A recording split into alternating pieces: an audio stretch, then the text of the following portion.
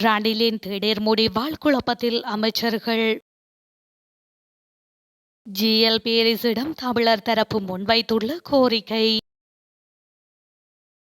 JVP தலைமையகத்தை முற்றுகையிட்ட பொதுமக்கள்.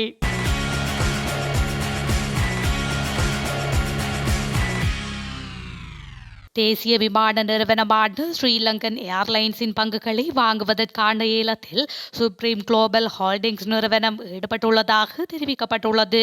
ஊடக அறிக்கைகளின்படி கடந்த வாரம் ஏலம் முடிவடைந்துள்ள நிலையில் ஷெரிஷா டெக்னாலஜி பிரைவேட் லிமிடெடின் கீழ் சுப்ரீம் குளோபல் நிறுவனத்தின் பங்கேற்பானது ஸ்ரீலங்கன் ஏர்லைன்ஸின் பங்குகளை வாங்குவதற்கான ஆர்வத்தை வெளிப்படுத்துவதாக கூறப்படுகின்றது.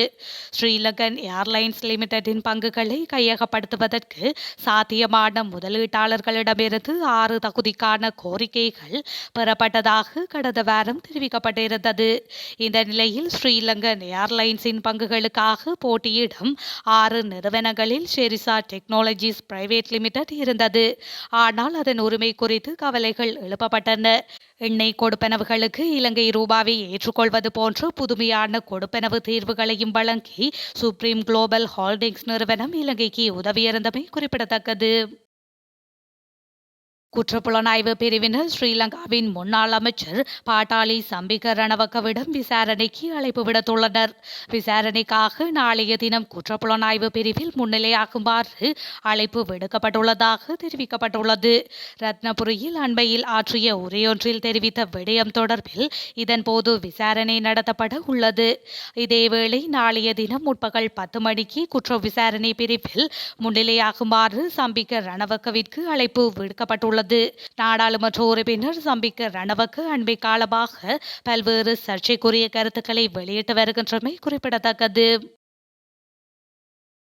இம்முறை கல்வி பொதுதராதர சாதாரண தர பரீட்சைக்கு தோற்றும் மாணவர்களுக்கு தேர்வு முடிந்த உடனேயே கல்வி பொதுதராதர உயர்தர வகுப்புகள் ஆரம்பிக்கப்பட வேண்டும் என கல்வி அமைச்சர் சுசில் பிரேமஜயந்த் தெரிவித்துள்ளார்.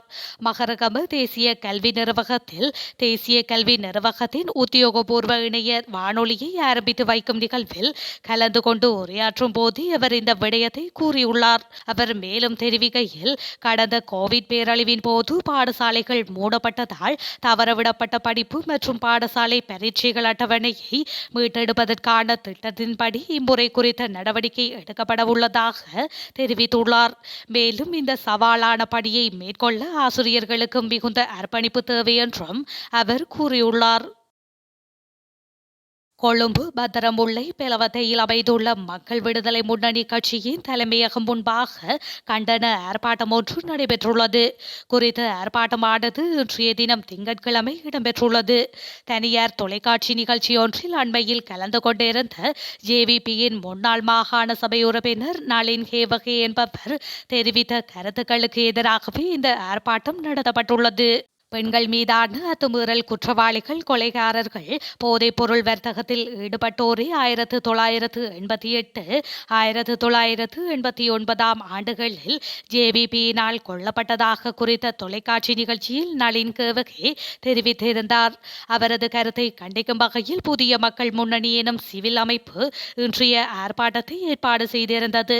இதில் ஏராளமான பொதுமக்கள் கலந்து கொண்டு நளின் கேவகே தெரிவித்த கருத்தை எதிர்த்து கண்டன குரல் எழுப்பியிருந்தனர். தமிழரசு கட்சிக்குள் ஏற்பட்ட பிளவு புலம்பெயர்ந்த தமிழர்கள் மத்தியிலும் பிரதிபலிப்புகளை ஏற்படுத்தியுள்ளது. ஏற்கனவே தாயகத்தில் கட்சிகளுக்குள் காணப்படும் அணிகளை புலம்பெயர்ந்த தமிழ் தரப்பும் பிரதிபலித்தது. இந்த நிலையில் தமிழரசு கட்சிக்குள் இப்பொழுது ஏற்பட்டிருக்கும் 2 அணிகளுக்கும் புலம்பெயர் தமிழர் தரப்பில் ஆதரவு அணிகள் உண்டு. எனினும் ஸ்ரீதரன் அணிக்கு ஆதரவானவர்கள் தனக்கு எதிராக செயல்படுவது குறித்து சுமந்திரன் அதிகம் எரிச்சல் அடைந்திருப்பதாக தெரிகின்றது. அதன் விளைவுதான் அவர் அண்மையில் வழங்கிய ஒரு நேர்காணலாகும். கட்சிகள் விற்பனைக்கு உண்டு, உங்களுக்கு வேண்டுமா என்று ஒரு புலம்பெயர்ந்த தமிழ் முதலாளியின் சார்பாக பேசிய ஒருவர் தன்னிடம் கேட்டதாக சுமந்திரன் அந்த நேர்காணலில் கூறியிருக்கின்றார். உயிர்த்த ஞாயிறு தாக்குதலுக்கு சர்வதேச விசாரணையை கோரும் ஜிஎல் பீரிஸ் தமிழ் மக்களுக்கும் சர்வதேச உதவியுடன் நீதியை பெற்றுக் கொடுக்க முன்வர வேண்டும் என முன்னாள் வடமாகாண கல்வி அமைச்சர் கலாநிதி கானா சர்வேஸ்வரன் கூறியுள்ளார். உயிர்த்த ஞாயிறு தாக்குதல் விசாரணைக்கு சர்வதேச ஒத்துழைப்பும் கண்காணிப்பும் அவசியம் என்ற பீரிஸ் அவர்களின் கருத்தை மகிழ்வுடன் வரவேற்பதாகவும் அவர் தெரிவித்துள்ளார். யாழ் ஊடக அமையத்தில் இன்று நடைபெற்ற ஊடக சந்திப்பின் போது மேலும் கருத்து தெரிவித்த அவர் உயிர்த்த ஞாயிறு குண்டு தாக்குதல்கள் தொடர்பில் உள்ளக விசாரணைகள் மீது கத்தோலிக்க மக்களுக்கோ நாட்டின் ஏனைய மக்களுக்கோ நம்பிக்கை கிடையாது.